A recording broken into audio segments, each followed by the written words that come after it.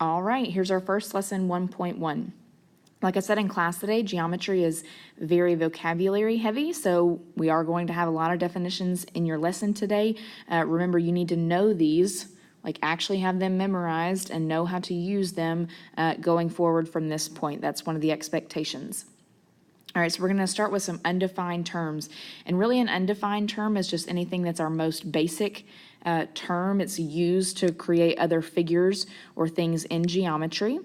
So you can pause the video and go ahead and take notes on these, but the things you need to know are the term itself.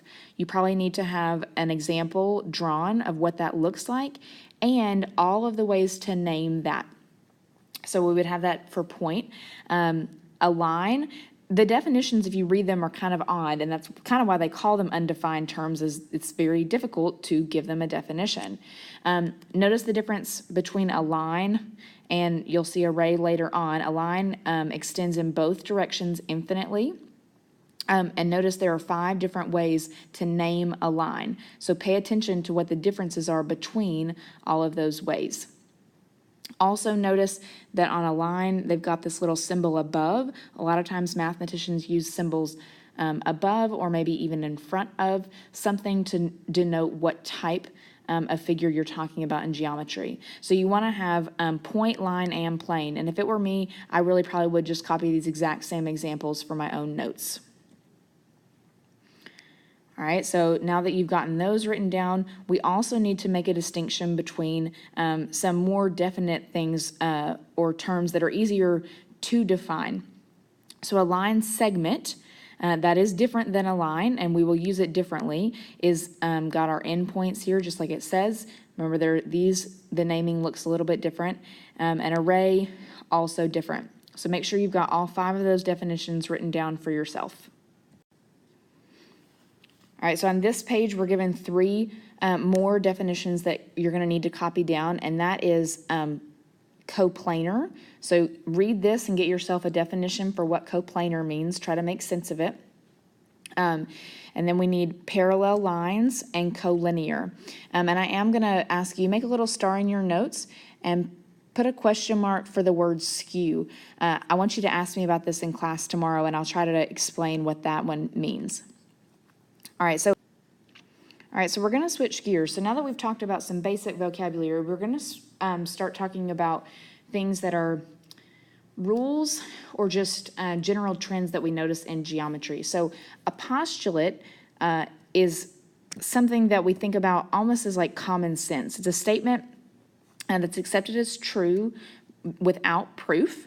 So our first postulate here will kind of serve as an example. It's called the segment addition postulate. You do need to know this term segment addition. And basically what that says is if we have a segment, if we have points A, B, and C that are collinear, so from your definitions, you know that means they're in the same line, and B is in between. So notice they've drawn us a segment here with B in between A and C. Then segment AB, right? Segment AB plus segment BC is going to create the entire thing AC.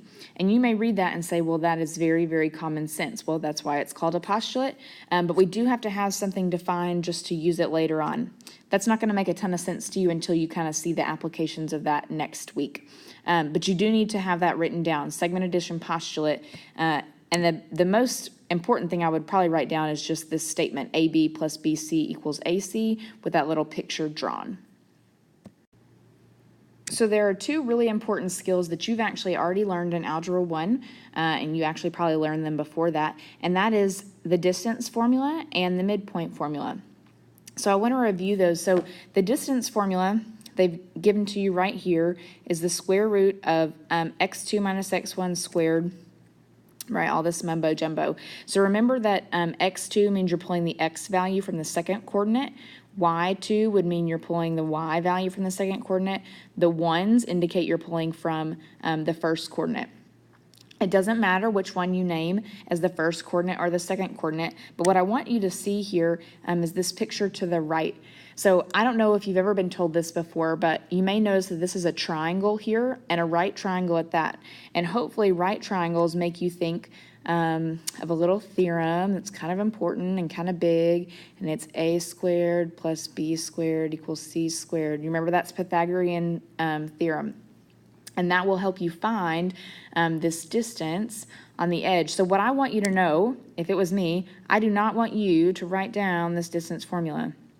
And I guess I'm actually lying. If you want to write that down, you are more than welcome to, but I never, ever, ever, ever, ever, ever use the distance formula because I don't want to memorize that big old formula. I would much rather memorize Pythagorean theorem, a squared plus b squared equals c squared.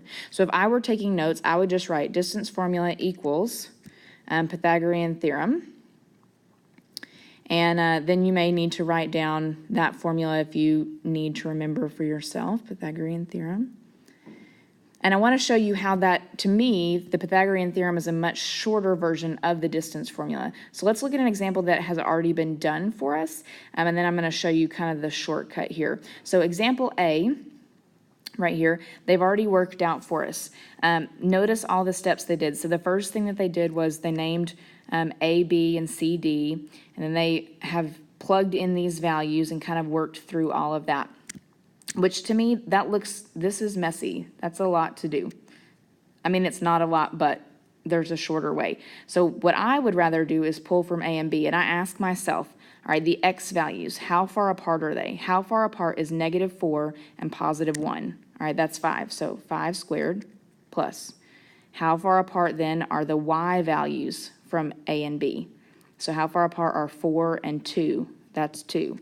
So 5 squared plus 2 squared equals c squared. That's Pythagorean theorem.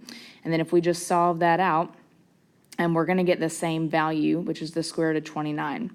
Now, you may also go ahead and notice that you could just take the square root from the beginning, and there you are. You've skipped this whole step in the middle about negatives and adding and subtracting, which I think is where people tend to make mistakes anyway. I'll go over that a little bit more tomorrow if you're not making sense of that shortcut, but you may want to rewatch that section just to see if you can grasp what it is that I'm telling you here. Okay, and our last concept we need to talk about is midpoint, which is exactly what you think it is. It's the point in the middle of the line. You can read midpoint and segment bisector. Dissect means to cut, right? To cut open and look through. So bisect is also going to cut, but perfectly in the middle. So, if it were me, I would pause. You may want to write down the definition for midpoint and segment bisector. And then you might find it helpful to kind of read through this little section and copy down that picture to make sense of what a bisector is. What's the significance of point M? What's the significance of line L? And what does that mean about the segments that are left over? And then also make a note. You may notice there are these two little kind of hash marks or tick marks. Those tick marks, anytime we're going to see them in geometry, indicate that segments are congruent to one another. Congruent is a fancy word for equals.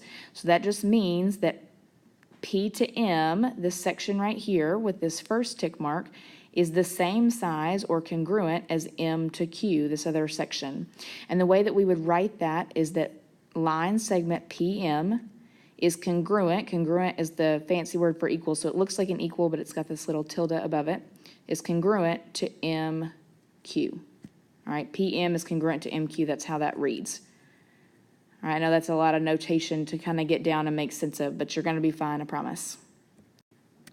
All right, you've almost made it through your first video. This is our last little section, and that's the midpoint formula. And again, I think the midpoint formula is unnecessarily messy. You can read this and kind of make sense of what it's telling you to do. Very similar notation to what we had before, but what I want you to think about midpoint, midpoint is in the middle, and another word, mathematical word for that is, sometimes you think about median means in the middle, but another way to measure that is to find the average. So if I were taking notes, I would just tell myself midpoint formula equals average. And notice that when you look at the midpoint formula, that's exactly what they're doing. You're finding the distance between 2 points, so you add them and divide by 2. You're finding the middle between 2 points, so you add the y's and divide by 2. And midpoint itself is a coordinate, which is why we write it with parentheses, right? It's a coordinate just like the endpoints would be. So if you want to look at example A here that's already been done for us, they're asking us to find the midpoint of PQ.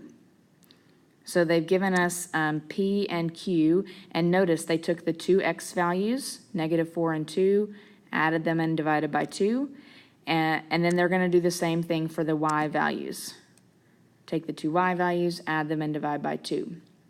All right, so make sure you feel good about all of that, and we'll work on some problems together tomorrow.